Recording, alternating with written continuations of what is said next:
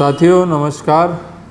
जैसा कि पिछले कई दिनों से आपको बताया जा रहा है कि 24,700 ऊपर 25,150 या 200 इस रेंज में ट्रेड ना करें तो ज़्यादा बेहतर है, क्योंकि बाज़ार हाई वोलेटाइल इस समय है, दोनों तरफ के मूव तेज़ी से देता है और केवल प्रीमियम डिके हो रहा है।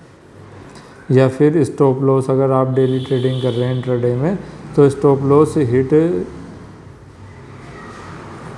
हो रहे हैं बार बार। तो इस रेंज में ट्रेड करने को मना किया जा रहा है। आपको पिछले कई दिनों से अलर्ट किया जा रहा है कि इस रेंज में ट्रेड नहीं करना है, एक तरफ तोड़ने के बाद ही ट्रेड करना है।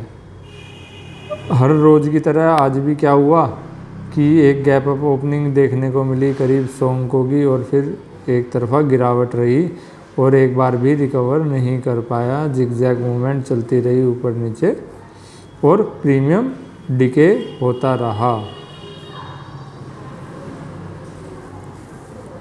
अब क्या रहे आज के हाई लो क्लोज, चलिए देखते हैं। जो निफ्टी 50 ने आज का हाई लगाया था वो लगाया था 24,978 का।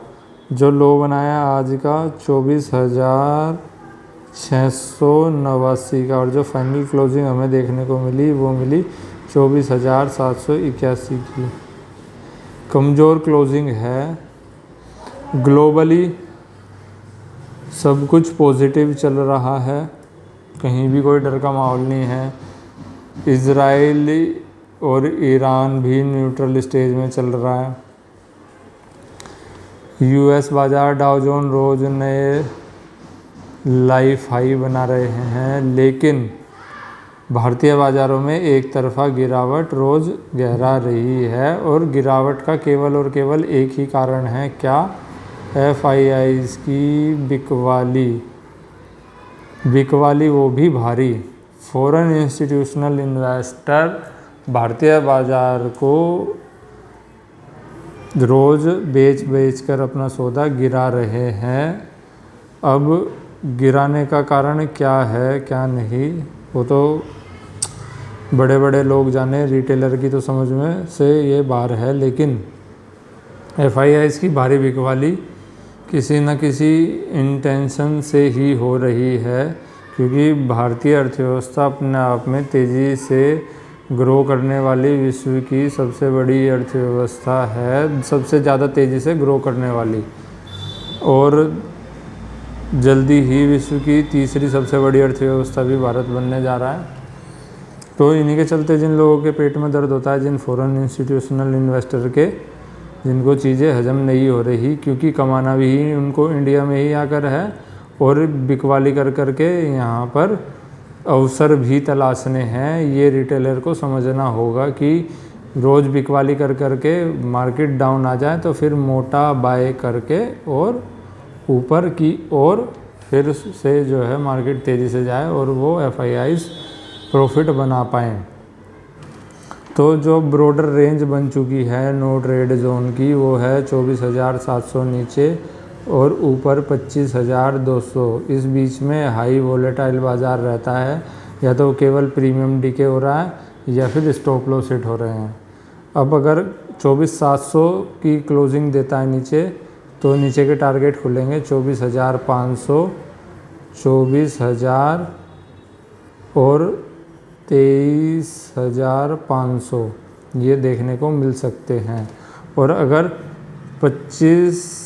150 से ऊपर की क्लोजिंग दे दे, 150-200 से ऊपर की, तो फिर से हम जो है 25,700, और अगर उसके ऊपर भी टिक गए तो नया लाइफ हाई भी बनाने की ओर तेज़ी से बढ़ेंगे आगे।